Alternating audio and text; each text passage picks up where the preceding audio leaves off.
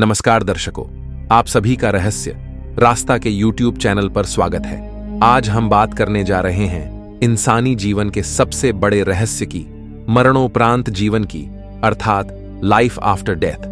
दोस्तों, क्या आपने कभी सोचा है कि मृत्यु के बाद क्या होता है? क्या हमारी आत्मा अमर है? क्या वाकई में स्वर्ग और नरक होते हैं? क्या पुनर्जन्म सच में होता है? आज के इस विशेष एपिसोड में हम जानेंगे उन रहस्यों के बारे में जिन्होंने सदियों से इंसानियत को हैरान किया है। हमारे पास हैं वैज्ञानिक प्रमाण, धार्मिक ग्रंथों के रहस्य और ऐसे अनुभव जो आपकी रूह को कपा देंगे। तो दोस्तों, तैयार हो जाइए, क्योंकि आज की यात्रा आपकी जिंदगी को देखने का नजरिया ही बदल देगी।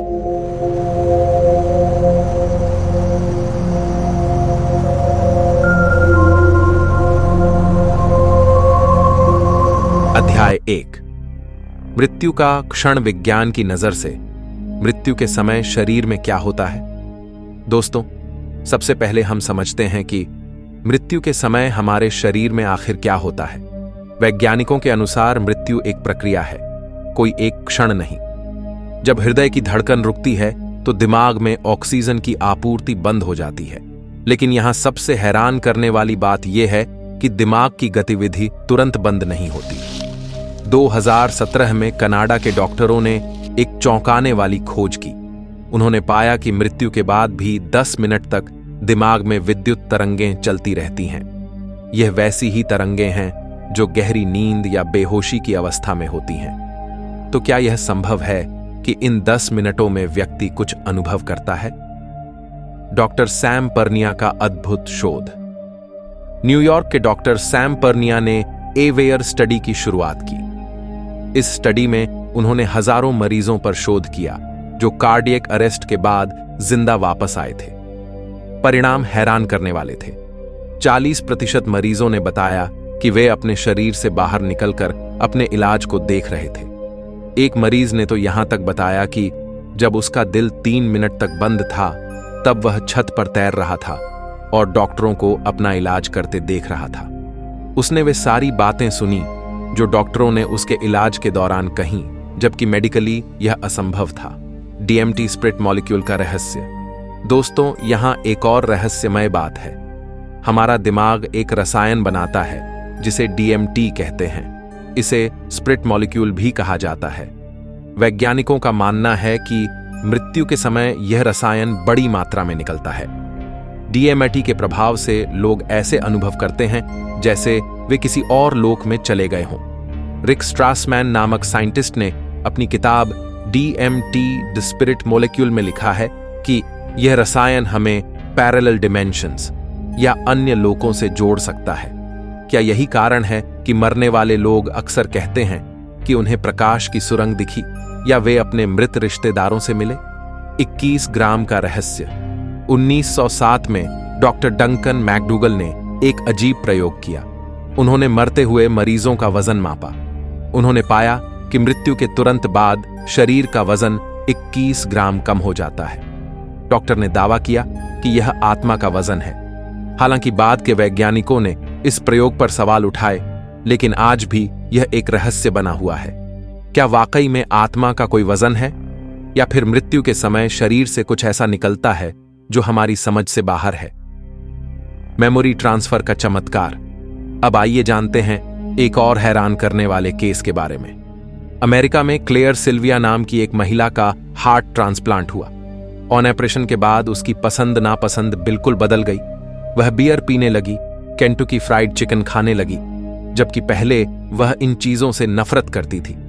जब उसने अपने डोनर के बारे में पता लगाया तो पाया कि वह एक 18 साल का लड़का था जिसे बियर और केएफसी बहुत पसंद था।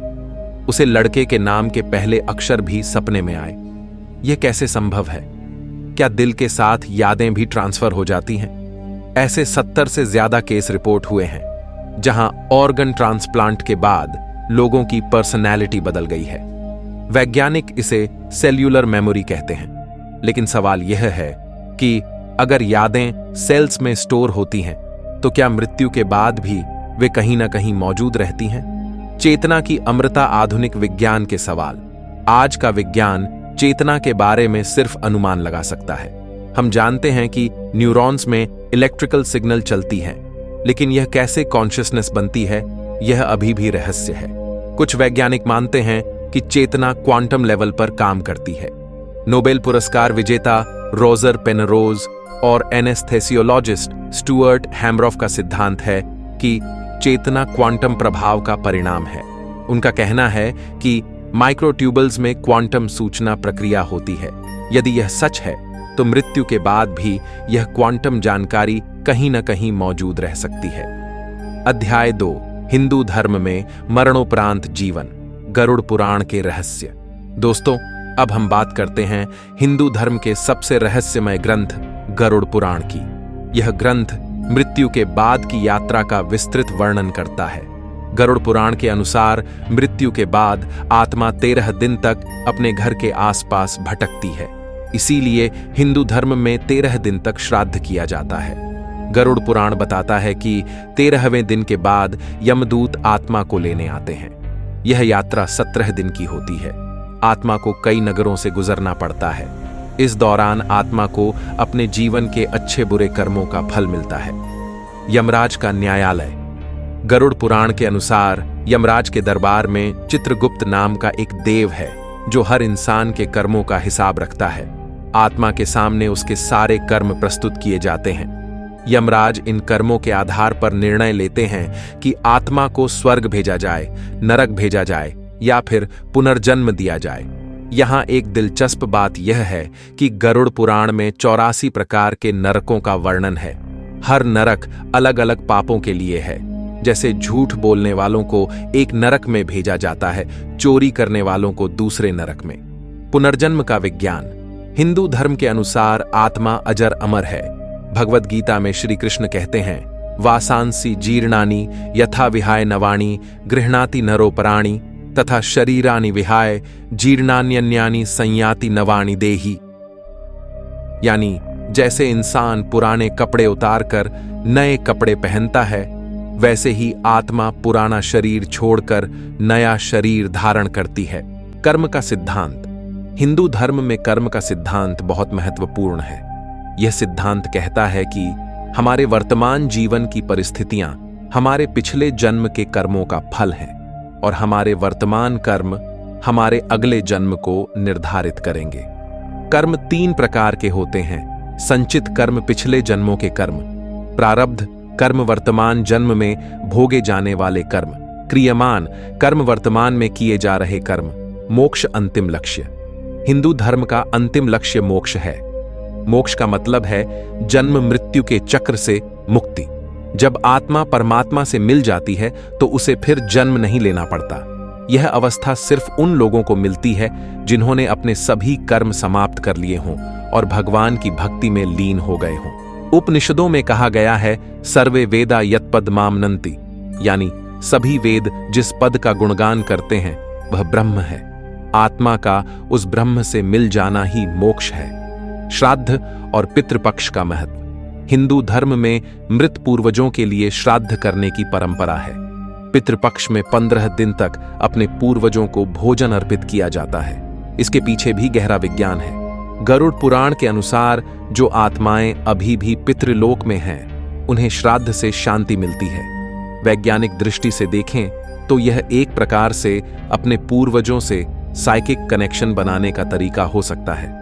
दोस्तों, इससे पहले कि हम आगे बढ़े, अगर आपको यहां तक की जानकारियां अच्छी लग रही हैं तो कृपया इस वीडियो को लाइक करें, शेयर करें और अपना एक प्यारा सा कमेंट जरूर करें। और अगर आप हमारे चैनल पर नए हैं तो कृपया हमारे चैनल को सब्सक्राइब करना न भूलें। चलिए अब आगे बढ़ते हैं। अध्याय 3, बौद्ध धर्म में मरणोपरांत जीवन, तिब्बती मृत्यु, पुस्तक बार्डो थोडोल। दोस्तों, अब हम बात करते हैं तिब्बती बौद्ध धर्म की प्रसिद्ध पुस्तक बार्डो थोडोल की, जिसे Tibetan book of the dead भी कहा जाता है। यह पुस्तक मृत्यु के बाद की अवस्था का बहुत विस्तार से वर्णन करती है।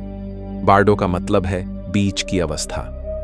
तिब्बती बौद्ध धर्म के अनुसार जीवन और मृत्यु के बीच 3 बार्डो होते हैं। चिकाई बार्डो मृत्यु के समय की अवस्था, चोनयिड बार्डो मृत्यु के बाद की अवस्था, सिद्धपा बार्डो पुनर्जन्म की अवस्था, मृत्यु के 49 दिन, तिब्बती बौद्ध धर्म के अनुसार मृत्यु के बाद आत्मा 49 दिन तक बारडो में रहती है। इस दौरान आत्मा को अपने जीवन की सभी घटनाओं की समीक्षा करनी पड़ती है। यह समय आत्मा के लिए बहुत महत्वपूर्ण है क्योंकि इस दौरान वह मुक्ति पा सकती है या फिर अपने अगले जन्म को निर्धारित कर सकती है। दलाई लामा के पुनर्जन्म का रहस्य। तिब्बती बौद्ध धर्म में सबसे दिलचस्प परंपरा है दलाई लामा के पुनर्जन्म की। जब दलाई लामा का देहांत होता है तो विशेष लामा उनके अगले जन्म की खोज करते हैं। वर्तमान दलाई लामा तेंजिन ग्यात्सो का चुनाव भी इसी प्रक्रिया से हुआ था। जब वे सिर्फ 2 साल के थे तब लामाओं ने उन्हें पहचाना था। उन्होंने पिछले दलाई लामा की पर्सनल चीजों को सही सही पहचाना था, जो एक नॉर्मल बच्चे के लिए असंभव था। ध्यान और मृत्यु की तैयारी। तिब्बती बौद्ध धर्म में मृत्यु की तैयारी को बहुत महत्व दिया जाता है। लामा अपना पूरा जीवन मृत्यु के लिए तैयारी में बिताते हैं। वे ध्यान के द्वारा अपनी चेतना को मृत्यु के अनुभव के लिए तैयार करते हैं। कुछ उच्च स्तर के लामा अपनी मृत्यु के समय को पहले से बता देते हैं। वे ध्यान की अवस्था में मृत्यु को स्वीकार करते हैं और कहा जाता है कि उनकी चेतना कंट्रोल्ड तरीके से शरीर छोड़ती है। अध्याय 4। अन्य धर्मों में मरणोपरांत जीवन। ईसाई धर्म में स्वर्ग और नरक। ईसाई धर्म में मरणोपरांत जीवन की कॉन्सेप्ट बहुत स्पष्ट है। बाइबल के अनुसार मृत्यु के बाद आत्मा का न्याय होता है। अच्छे लोग स्वर्ग जाते हैं और बुरे लोग नरक। ईसाई धर्म में यह भी मान्यता है कि जजमेंट डे आने पर सभी मृत लोग फिर से जी उठेंगे। यीशु मसीह का पुनरुत्थान इस विश्वास का आधार है। इस्लाम में आखिरत। इस्लाम में मरणोपरांत जीवन को आखिरत कहा जाता है। कुरान के अनुसार मृत्यु के बाद आत्मा बरज़ख लिम्बो में चली जाती है, जहां वह जजमेंट डे का इंतजार करती है। इस्लाम में भी कर्म के आधार पर जन्नत, स्वर्ग और जहन्नम नरक की कॉन्सेप्ट है। कुरान में 8 जन्नत और 7 जहन्नम का वर्णन है। यहूदी धर्म में शियोल। यहूदी धर्म में मृत्यु के बाद की जगह को शियोल कहा जाता है। यह एक न्यूट्रल जगह है जहां सभी आत्माएं जाती हैं। बाद में इस कॉन्सेप्ट में भी स्वर्ग और नरक की धारणा जुड़ गई। मिस्र की सभ्यता में मृत्यु के बाद का जीवन। प्राचीन मिस्र की सभ्यता में मरणोपरांत जीवन की बहुत रिच कॉन्सेप्ट थी। बुक ऑफ द डेड एक फेमस इजिप्शियन टेक्स्ट है जो मृत्यु के बाद की यात्रा का वर्णन करती है। मिस्र के लोग मानते थे कि मृत्यु के बाद आत्मा को 42 न्यायाधीश के सामने अपने कर्मों का हिसाब देना पड़ता है। दिल को मातृ सत्य की देवी के पंख के बराबर तौला जाता है। यदि दिल भारी होता है तो आत्मा को दंड मिलती है। ग्रीक पौराणिक कथा में हेडिस। ग्रीक कथा में मृत्यु के बाद की दुनिया को हेडिस कहा जाता है। यहां भी अच्छे लोगों के लिए एलिसियम, पैराडाइज और बुरे लोगों के लिए टार्टरस, हेल था। अध्याय 5। वैज्ञानिक दृष्टिकोण से चेतना और आत्मा। दोस्तों, विज्ञान की दुनिया में चेतना सबसे बड़ी समस्या है, जिसे हार्ड प्रॉब्लम ऑफ कॉन्शियसनेस कहा जाता है। हम जानते हैं कि दिमाग में न्यूरॉन्स इलेक्ट्रिकल सिग्नल्स भेजते हैं, लेकिन यह कैसे सब्जेक्टिव एक्सपीरियंस बनता है, यह अभी भी रहस्य है। फिलोसोफर डेविड चाल्मर्स ने 1995 में इस टर्म को पॉपुलर किया। उनका कहना है कि हम ब्रेन की फंक्शनिंग को समझ सकते हैं, लेकिन यह नहीं समझा सकते कि फीलिंग्स, इमोशंस और एक्सपीरियंसेस कैसे पैदा होते हैं। Global workspace theory cognitive scientist Bernard Baars ने ग्लोबल वर्कस्पेस थ्योरी प्रस्तावित की। इस थ्योरी के अनुसार कॉन्शियसनेस एक ग्लोबल वर्कस्पेस की तरह काम करती है, जहां डिफरेंट ब्रेन एरियाज की इंफॉर्मेशन इंटीग्रेट होती है। यह थ्योरी एक्सप्लेन करने की कोशिश करती है कि कैसे अलग अलग ब्रेन फंक्शंस मिलकर यूनिफाइड कॉन्शियसनेस बनाते हैं, लेकिन यह अभी भी नहीं बताती कि सब्जेक्टिव एक्सपीरियंस कैसे होता है। Integrated information theory (IIT). Neuroscientist Julio Tony की इंटीग्रेटेड इंफॉर्मेशन थ्योरी एक रेवोल्यूशनरी अप्रोच है। इस थ्योरी के अनुसार कॉन्शियसनेस वहां होती है जहां इंफॉर्मेशन इंटीग्रेटेड तरीके से प्रोसेस होती है। IIT के अनुसार कॉन्शियसनेस को फाई नाम के मैथमेटिकल मेजर से नापा जा सकता है। यदि यह थ्योरी सही है तो कॉन्शियसनेस सिर्फ ह्यूमंस में नहीं बल्कि कई सिस्टम्स में हो सकती है। क्वांटम माइंड थ्योरी, कुछ साइंटिस्ट्स मानते हैं कि कॉन्शियसनेस क्वांटम लेवल पर ऑपरेट करती है। रॉजर पेनरोज और स्टुअर्ट हैमरॉफ का ऑर्केस्ट्रेटेड ऑब्जेक्टिव रिडक्शन थ्योरी इस डायरेक्शन में सबसे फेमस है। उनका कहना है कि ब्रेन के माइक्रोट्यूब्यूल्स में क्वांटम कंप्यूटेशन होती है। यदि यह सच है तो यह एक्सप्लेन कर सकता है कि मृत्यु के बाद भी क्वांटम इंफॉर्मेशन सरवाइव कर सकती है। पैनसाइकिज्म, क्या सब कुछ में चेतना है? पैनसाइकिज्म एक फिलॉसफी है जो कहती है कि चेतना मैटर की फंडामेंटल प्रॉपर्टी है। इसका मतलब है कि एटम्स से लेकर स्टार्स तक सब कुछ में कुछ लेवल की कॉन्शियसनेस है। फिलोसोफर फिलिप गॉफ और फिजिसिस्ट मैक्स टेगमार्क जैसे लोग इस आइडिया को सीरियसली कंसिडर कर रहे हैं। यदि यह सच है तो मृत्यु के बाद भी कॉन्शियसनेस का कुछ फॉर्म एग्जिस्ट कर सकता है। अध्याय 6, नियर डेथ एक्सपीरियंसेस के चौंकाने वाले केसेस। पैम रेनॉल्ड्स का अद्भुत केस। दोस्तों, अब मैं आपको बताता हूं 1991 के सबसे प्रसिद्ध नियर डेथ एक्सपीरियंस के बारे में। पैम रेनॉल्ड्स एक अमेरिकन सिंगर थी जिसका ब्रेन एन्यूरिज्म का ऑपरेशन हो रहा था। ऑपरेशन के दौरान उसका बॉडी टेम्परेचर 60 डिग्री फ़ारेनहाइट तक कम कर दिया गया, सारा ब्लड ड्रेन कर दिया गया और EEG फ्लैट लाइन हो गई। मेडिकल टर्म्स में पैम क्लिनिकली डेड थी, लेकिन जब वह होश में आई तो उसने बताया कि वह अपने शरीर से बाहर आकर पूरा ऑपरेशन देख रही थी। उसने सर्जन के द्वारा इस्तेमाल किए गए स्पेशल सॉ का एग्जैक्ट डिस्क्रिप्शन दिया जो उसने पहले कभी नहीं देखा था। डॉक्टर एबेन अलेक्जेंडर का अनुभव। हार्वर्ड न्यूरोसर्जन डॉक्टर एबेन अलेक्जेंडर का अपना नियर डेथ एक्सपीरियंसेस था जब वह बैक्टीरियल मेनिंजिटिस से कोमा में था। एक न्यूरोसर्जन होने के नाते वह पहले नियर डेथ एक्सपीरियंसेस को हेलुसिनेशन मानते थे, लेकिन अपने एक्सपीरियंस के बाद उनकी सोच बिल्कुल बदल गई। उन्होंने अपनी बुक प्रूफ ऑफ हेवन में लिखा है कि उन्होंने एक ब्यूटीफुल रियलम देखा जहां एक एंजेलिक बीइंग ने उन्हें अनकंडीशनल लव का मैसेज दिया। उनके न्यूरोकॉर्टेक्स, जो कॉन्शियसनेस कंट्रोल करता है, कंप्लीटली शट डाउन था, फिर भी उन्होंने विविड एक्सपीरियंसेस किए। डॉन पाइपर 90 मिनट स्वर्ग में 1989 में डॉन पाइपर का कार एक्सीडेंट हुआ और वह 90 मिनट तक क्लिनिकली डेड रहा। उसने क्लेम किया कि इस दौरान वह हेवन में था जहां उसे अपने डिसीज्ड रिलेटिव्स मिले। डॉन ने अपनी बुक 90 मिनट्स इन हेवन में डिटेल्स शेयर की हैं। उसका कहना है कि हेवन में उसे ब्यूटीफुल म्यूजिक सुनाई दी और वहां कोई पेन या सफरिंग नहीं थी। दोस्तों, लाइफ आफ्टर डेथ का पार्ट 1 यहीं पर खत्म होता है। अब इसका पार्ट 2 जब आएगा, जब आप इस वीडियो को ज्यादा से ज्यादा शेयर करोगे और इस पर अपने कमेंट भी ज्यादा से ज्यादा करोगे, तब जाकर इसका पार्ट 2 आएगा। और दोस्तों, इसके पार्ट 2 में हम कुछ और अन्य नियर डेथ एक्सपीरियंसेस आपको बताएंगे, कुछ और रिसर्च जो डीप अभी तक हमने आपको इस पार्ट में नहीं बताई, जो हम आपको पार्ट 2 में बताएंगे, जिसको सुनकर आपकी पैरों तले की जमीन खिसक जाएगी।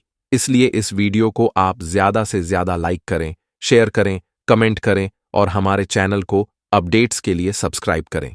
चलिए अब मिलते हैं आपसे अगली वीडियो में। धन्यवाद।